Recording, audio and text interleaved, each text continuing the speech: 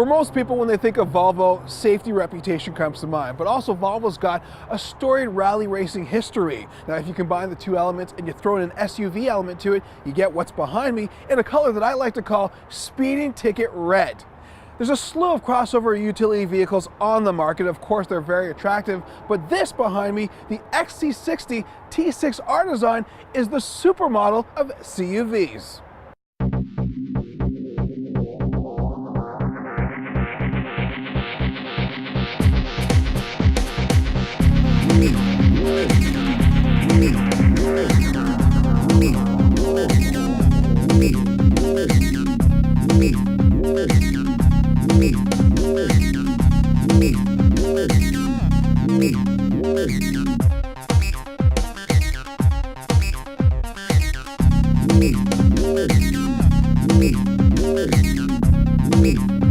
All right, let's give you the goods on this red rocket. Underneath the hood is a 3-liter T6 six-cylinder engine making 325 horsepower. It has a ton of power, and rightfully so. It's pulling at least 4,225 pounds, but at the same time, it moves so rapidly that it's just so much fun to drive this car.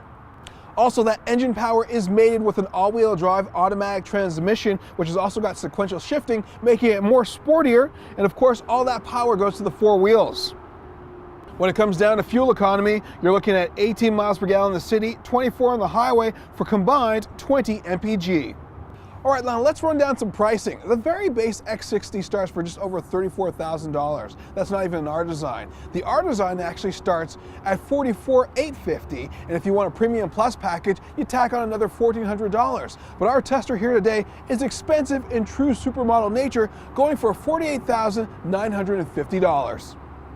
When it comes to exterior styling for the XC60 T6R design, from front to back, it's going to have an impact anywhere you drive it. This vehicle is full of good looks, as any kind of supermodel does have.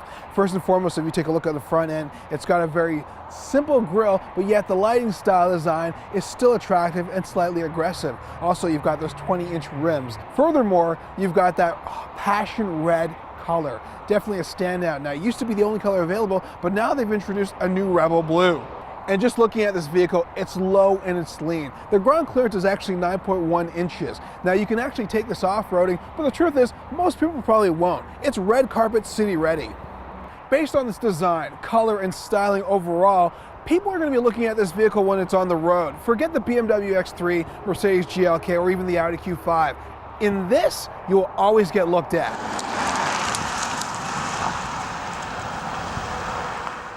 All right, the interior of the XC60 T6, not bad, but not so great. I'll tell you why. I'm not really enjoying the center console.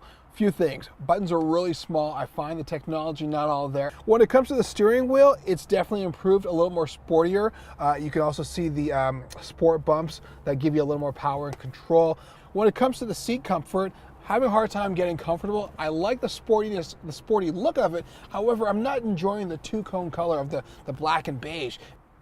Though the rear seating is a little tight for adults, it's actually pretty perfect when it comes to young adults and children. Also, Volvo's decided to put in booster seats within the vehicle itself, so that in case you forget yours, or if someone doesn't have their booster seat, you can actually use the function that's within this vehicle. Also, when it comes to the headrests in the rear, if you're a driver and you want those headrests down, there's actually a button that you can press and those headrests will go down, and there's no obstruction to your view.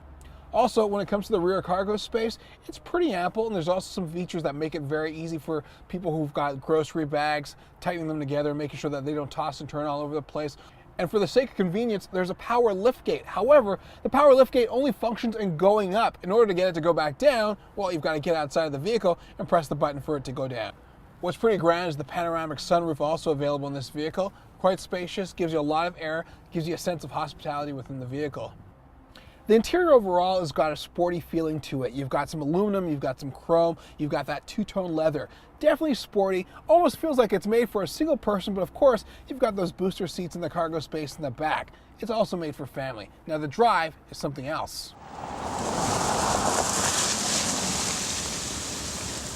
Overall, when it comes to the drive, this vehicle is recreational and responsive, but it's also got a lot of great safety features, specifically within the technology package. First and foremost, one of the things that I really enjoy and love on this vehicle is the adaptive cruise control. And the thing is, it's not just adaptive, it's selectable. So basically, at almost any speed you desire, you can set up the cruise control to stop and go, and it basically has an automated full stop. Also, there's a collision warning feature which will give you a full stop as well in case there's an object in front of you obstructing the drive, and that's a great feature to have. Also, there's a light bar that shows up that tells you basically to come to a brake a lot sooner than later. Another feature that I like, and some people might enjoy this or might not enjoy it, sometimes it can be just a little annoying, is this sound. And that sound is the lane departure warning. It's to keep you within your lane. Very simple, very subtle, but keeps you driving straight. One of the gifts of this vehicle is that the horsepower and the torque are immense. 325 horsepower, 345 pound-feet of torque, and the braking control is also extremely responsive. So at any point in time you need to go, this vehicle does that for you with confidence and pleasure.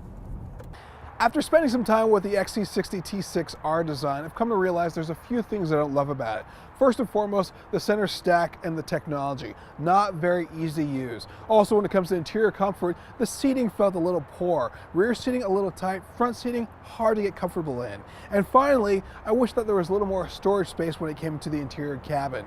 Now, generally, a lot of people want a Volvo for functionality and safety features, but this particular model might suit a person who's looking for something loud and aggressive. And for once, Volvo's created a CUV that's truly about style over substance. For more of this review and others like it, visit autoguide.com.